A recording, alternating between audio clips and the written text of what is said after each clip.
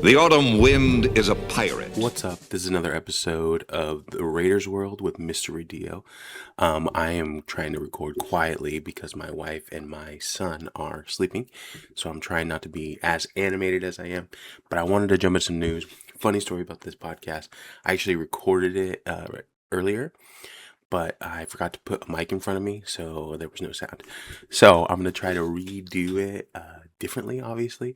But I want to talk about some news that happened with the Raiders. I just wanted to jump on. Everyone's probably already covered it verbatim, but I wanted to give my thoughts on the things that are going on like it matters. You know what I mean? Because obviously my opinion is vital to the Raiders organization, and they use what I say in their decision making, obviously, you know? So, big news out, the big stories that have come out is the Raiders have signed Kirk Cousins for the headline was 5 years, 172 million for with only 20 million guaranteed.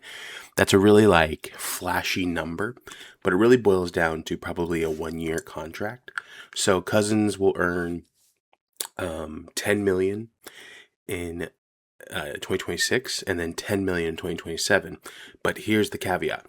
In 2026, the Raiders are only paying him $1.3 million, whereas, and I'm going to flip this around so I can read it to you guys. Okay, so they only pay $1.3 million, and then the Atlanta Falcons are going to pay 8.7 million because he was still on the hook for their contract specifically. And then the other 10 million is due the third is a roster bonus on the third day of 2027. So if they cut him on the first day of the year, they're not obligated to pay that $10 million.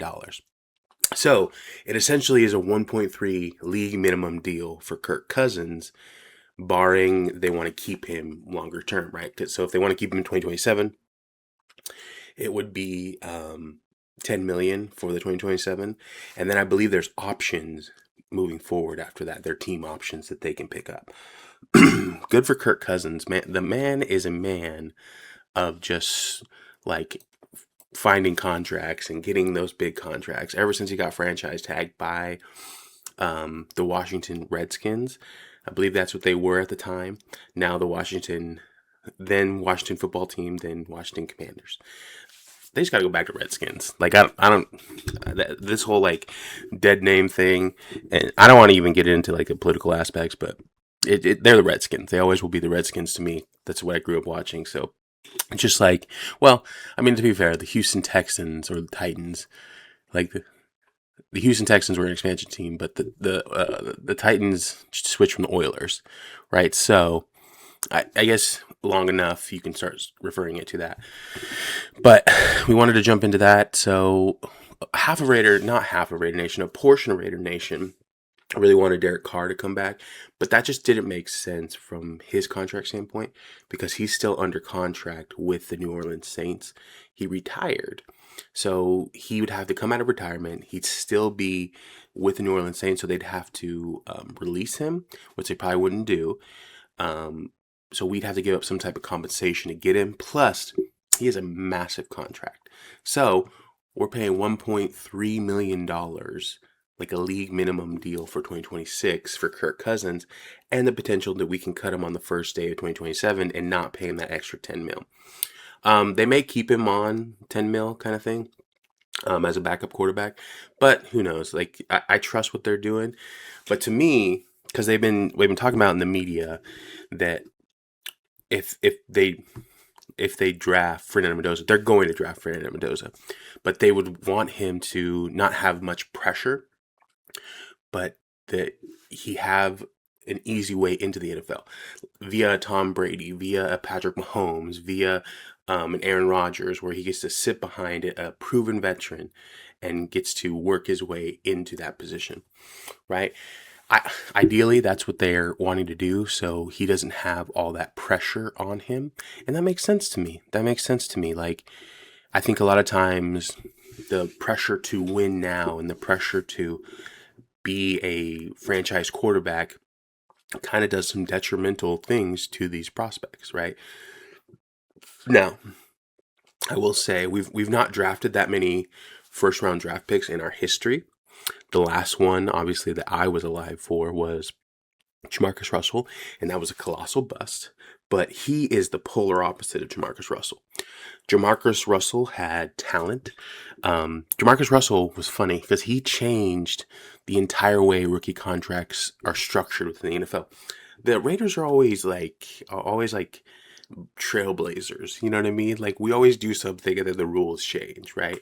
Um, a lot of controversial things happen around the Raiders, and I'm for it. Like, I love this franchise. I'm going to continue watching it. It's crazy talking about it from like Fernando Mendoza. He's obviously younger than me, so I'm talking about that we're not too far apart. I'm only 34 now. Huh? Also, happy. I didn't get to say this. I'll say that. Say that. But yeah, so we were talking about Kirk Cousins, and we'll see what he has left. He wasn't interested in mentoring Michael Penix, but maybe it was a different situation. The fact that he was signed in Atlanta and then they drafted a younger quarterback. So maybe that he took offense to that kind of thing. Whereas here, we have the number one pick. He knows we're drafting Fernando Mendoza. So he's more open to Fernando Mendoza and maybe mentoring him. Hopefully that's what we're praying and hoping for. That it's not some like a locker room cancer, which it's Kirk Cousins. Like, he's a good dude. Fernando Mendoza is a good dude. They seem like they have Christian values, so they're gonna operate in that principle. You know what I mean? But also what happened is Fernando Mendoza's pro day. So he was out here with his guys, and I want to throw this up here. And we're going to watch some of that as well. So here we go. No commentary. I'm just going to watch him throw the football. And this is kind of like, you're not basing a lot of stuff on this. You're just kind of wanting to see it. This is like more media. You want to see how he interacts with his teammates. You want to see what his measurables are specifically, and you just want to see how he handles the pressure, how he handles that. But this is a national champion Heisman winner. I'm pretty sure he knows how to handle pressure. But look at him. It's just like another day at the office. He's approaching it like it's a business. He's approaching it like he's interviewing for a job, which he is. I mean, this is the worst kept secret in the NFL, that the Raiders are going to draft Fernando Mendoza. Look at that. Ooh, he led him a little bit too far. But look at that. This kid, he's like, all right, next one, on to the next one. Doing the calculations. This pressure is just getting. Nah, that's not what he's thinking at all. He's doing the mental. He's going through the routine. He's that disciplined. Boom, boom. And what was cool about a lot of this, and I'm gonna stop this for now. What was cool about how he approached this pro day was, it wasn't about him, because he's kind of solidified. His resume speaks for itself on the field, right? But he wanted to do it for his teammates, so they could showcase themselves with the most media attention, hopefully to get to the next step of the NFL. Just a high character dude, bro. Like a leader, and like, I am excited. It's weird. I feel like a dad. I'm proud of this kid. Like, this kid is doing it the right way, handling the pressure, moving forward. And there's no doubt in my mind that the Raiders are going to draft Fernando Mendoza. They even put, what was funny, there's a video right here. I don't know if you can see it. There's a video that I was watching. This is literally from the Raiders. They're breaking down Fernando Mendoza's pro day. So it's like, yeah, of course, yeah, it's a foregone conclusion that they're drafting. And the draft boards have been, since they got the first round pick, have been mocking him.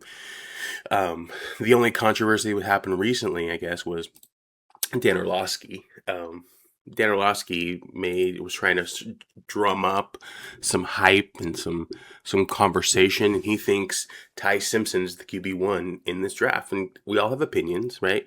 He likes certain attributes and things of nature, but he got roasted. Not only did he get roasted on Pat McAfee's show, because they were trolling him the old time, hilarious, but he made this comment that he was like, they were arguing back and forth, and he was like, what big games of Fernando Mendoza was it? And then Pat, they're like, the playoffs mean nothing, you know what I mean?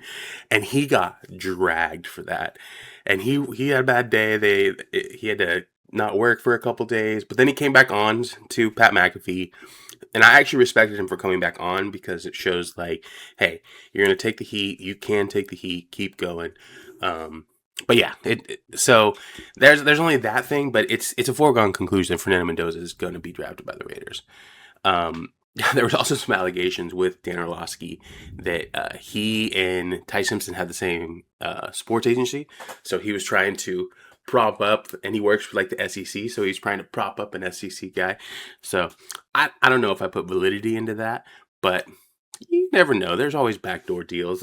There's always like, hey, do us a solid endorsement thing. You know what I mean? Like that's tomato tomato. You know what I mean? Tomato tomato. That makes no sense. All right, let's see some of these QB throws.